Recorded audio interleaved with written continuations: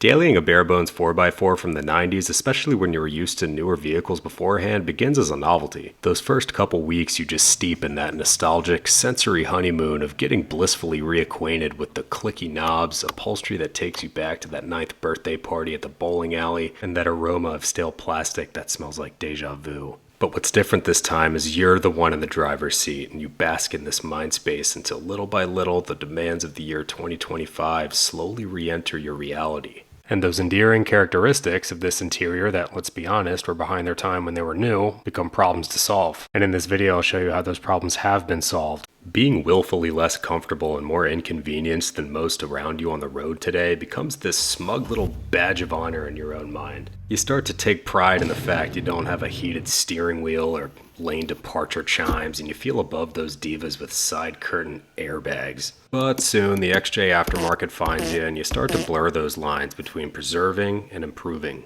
6 years into ownership, I'm going to walk you through the modifications I've made to this XJ's interior that have made it better, and I'll link everything I can in the description below. Feel free to use the timestamps to skip around because we are getting to everything.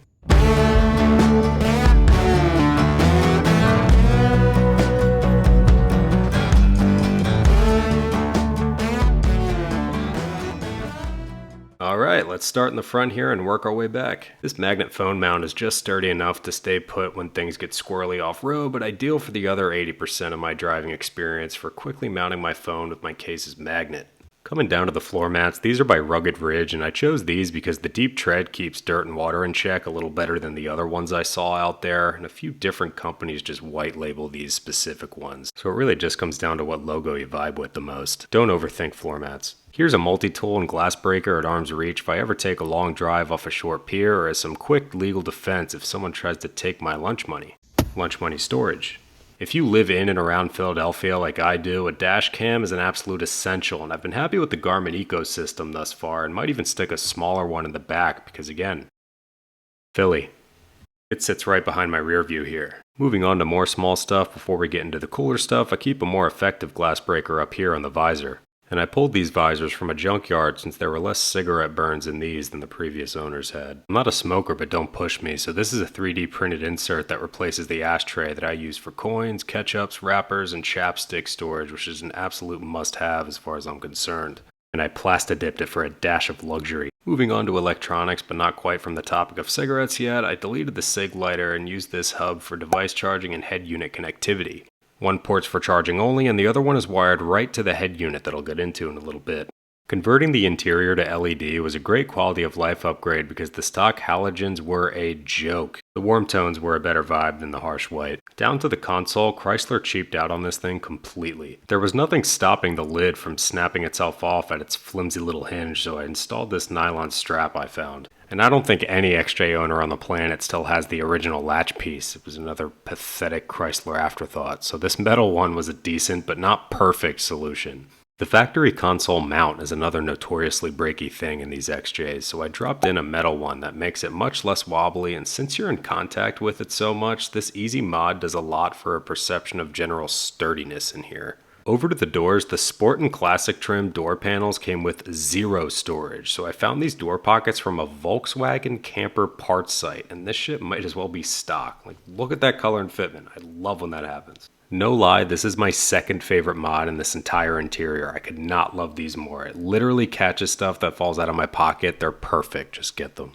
My least favorite modification that had to be done at a pinch before a trip was this ghetto little window switch that's hot wired directly to the window motor. And a direct result of needing to keep the lady happy for a next day trail ride, but sometimes you gotta do what you gotta do, and that's showbiz, baby. It's not an XJ interior walk around without acknowledgement of what has to be in the top 5 of the Automotive Easter Egg Hall of Fame.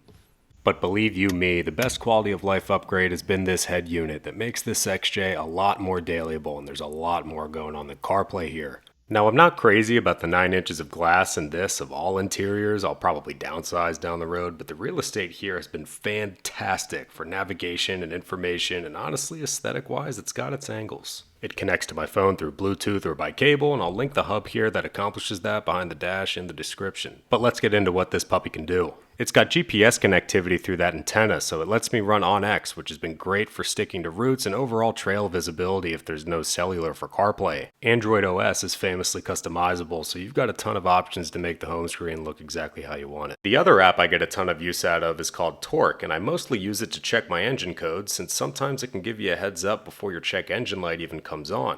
The head unit is paired to a Bluetooth OBD2 receiver in the port in the footwell. So far, it's sniffed out evap codes and misfires for me, and luckily that's it.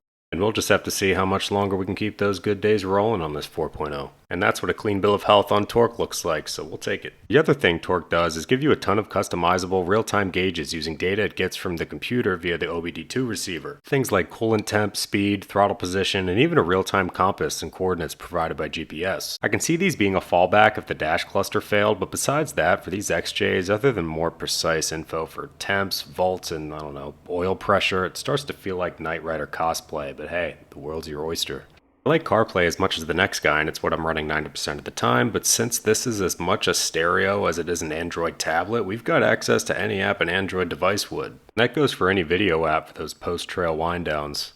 Or just showing your less enlightened friends that your 25-year-old shitbox gets HBO. I actually can't stress enough how much of an earthly delight it is to slam down a Whopper in front of some entourage on a crisp Pennsylvania night after being in the woods all day. And that, my friends, is the American experience. Color-coded the lights to match the green motif of the whole instrument panel, and as with most head units I imagine, we get an EQ section to adjust the sound out of these middle-of-the-road Alpine 6.5-inch coaxials I've got in the doors and soundbar. That foam ring is a baffle that keeps the bass punchy and rattle-free. I put virtually everything I use in, on, and around my XJ in my storefront link in the description. From detailing to off-road recovery to modifications that make the XJ better, I put everything here that I and fellow owners have success with to filter out all the other junk. Using the links in the description to fill the gaps in your gear, or even just as inspo, helps me out and keeps this party going. I'm thrilled about how much it's helped folks over the years, and I hope it helps you too.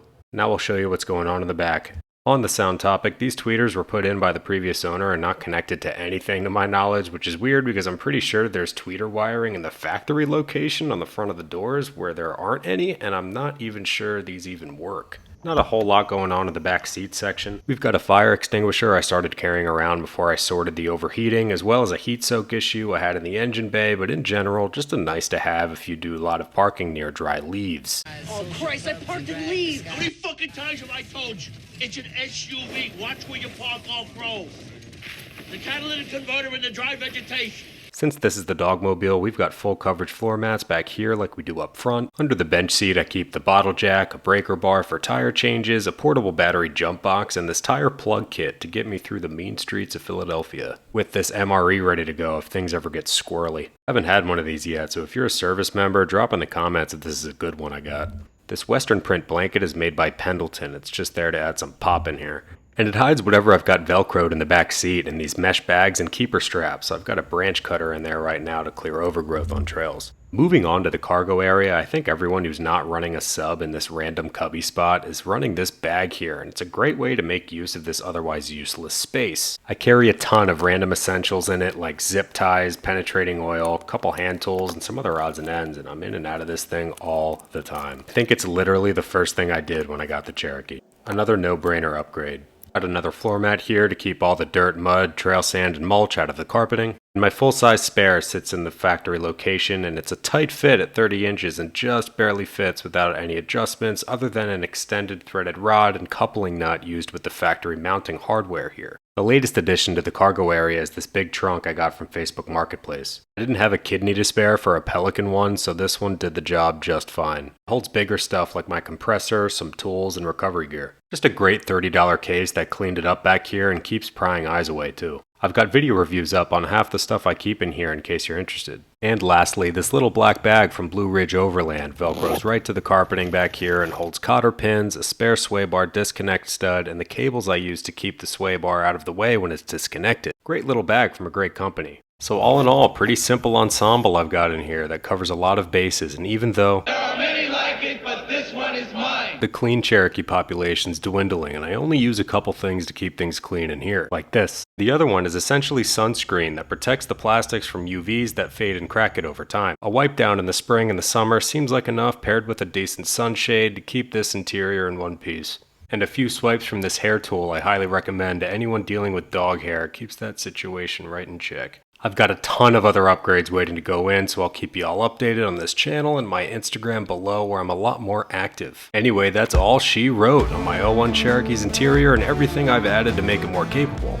Make sure you subscribe for more videos on the rest of this Jeep and use the links below for everything I use in, on, and around it to help you get the most out of yours.